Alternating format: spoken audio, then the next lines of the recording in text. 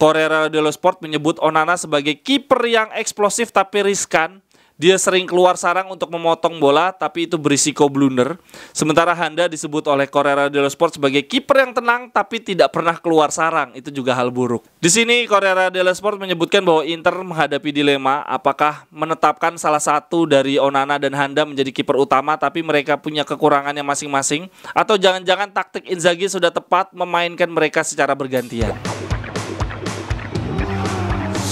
Jerewetan ceking kita, nyerewetin apa aja.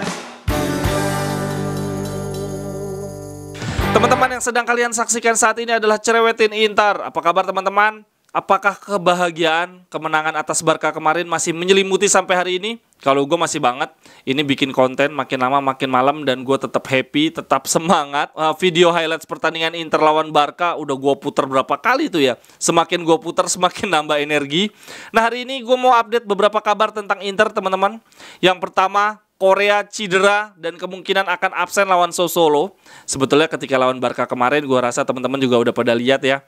Ini parah banget sih, Korea giliran dikasih kesempatan malah cedera. Sementara Lukaku lebih parah lagi teman-teman. Dia kemungkinan masih absen ketika lawan Barca. Gila kali, dia cedera lama banget. Lebih lama dibandingkan Dybala. Padahal Dybala saat itu bisa kita rekrut dengan biaya free transfer ya. Aduh sayang banget, ya sudahlah. Untuk saat ini Inzaghi masih berharap Korea bisa bermain melawan Sassuolo, setidaknya dari bangku cadangan. Dan Inzaghi juga masih berharap Lukaku bisa comeback ketika melawan Barca. Tapi untuk sementara ini, dari yang gua baca, Inzaghi sedang menyiapkan alternatif baru, formasi 3-5-1-1. Dzeko akan menjadi penyerang tunggal. Lautaro akan disimpan ketika melawan Sassuolo karena dia sudah sangat amat kelelahan. Kemudian pemain yang berdiri di belakang Dzeko salah satu antara Mkhitaryan dan Calhanoglu. Sementara 3 gelandang tengah akan ditempati Barella, Aslani dan Gagliardini. Aduh, Gagliardini kayaknya akan main nih ketika lawan Sassuolo. Dan Inzaghi juga telah mempromosikan 2 penyerang Primavera untuk berjaga-jaga kalau Korea absen, yaitu Valentin Carboni dan Denis Curatolo. Gua nggak tahu sih nih si Curatolo sebagus apa. Berita lainnya, gol Calhanoglu kemarin ketika melawan Barca itu adalah gol kelima Calhanoglu bersama Inter ketika melawan tim besar. Ini membuktikan bahwa Calhanoglu adalah big game players. Sebelumnya dia mencetak gol ke gawang Milan, ke gawang Napoli, 2 kali ke gawang Juve. Tapi semuanya itu melalui penalti. Jadi gol lawan Barca kemarin adalah gol pertama dia melalui open play ketika menghadapi tim besar.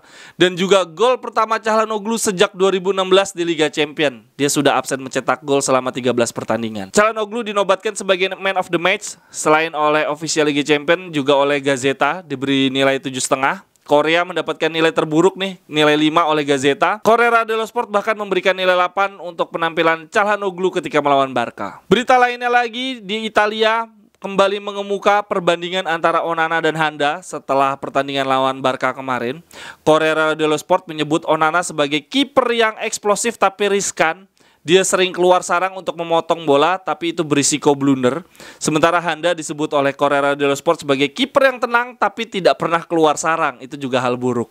Sejauh ini Onana baru bermain 3 kali, termasuk lawan Bayern dan Barca. Sementara Handanovic sudah tampil sebanyak 8 kali. Di sini Corriere dello Sport menyebutkan bahwa Inter menghadapi dilema apakah menetapkan salah satu dari Onana dan Handa menjadi kiper utama, tapi mereka punya kekurangannya masing-masing. Atau jangan-jangan taktik Inzaghi sudah tepat memainkan mereka secara bergantian. Sementara Gazzetta membuat statement yang cukup keras. Mereka menggunakan istilah magnificent slip, blunder atau kepleset yang parah, karena Inter mempercayakan Samir Handanovic di Liga dan Coppa Italia dan hanya memberikan kepercayaan Onana di Liga Champions. Padahal supporter sudah protes dan berteriak memberikan saran di melalui sosial media agar Inter segera melengsarkan Handa, yang kadang bahkan caranya di sini disebut tampak berlebihan. Tetapi Inter tidak juga mendengarkan saran supporter untuk memberikan sarung tangan kiper utama kepada Onana. Kemudian berita lainnya lagi, ada ancaman dari fans Barca terhadap pacarnya Bastoni. Di sini melalui email katanya, "Saya akan memotong kaki suami Anda dan menembak dia sehingga tidak bisa bermain bola lagi." Itu kalau dilihat dari emailnya ya teman-teman, namanya Aitor Serna. Pas gue cek di Instagram, nama Aitor Serna malah pendukung Madrid. Kayaknya bukan yang ini nih. Lalu berita utama yang paling banyak keluar di media Italia hari ini adalah pernyataan bahwa semua pemain di ruang ganti mendukung Inzaghi.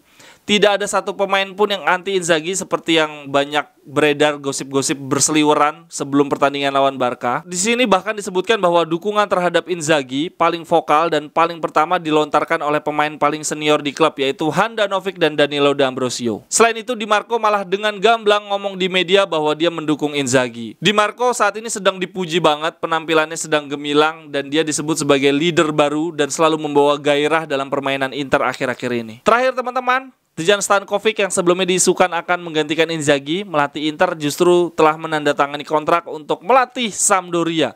Ini artinya kalau Inzaghi dipecat, kita tinggal punya dua alternatif, Kifu dan Paulo Sousa. Sampai ketemu di cerewetan-cerewetan berikutnya. Bye-bye, thank you.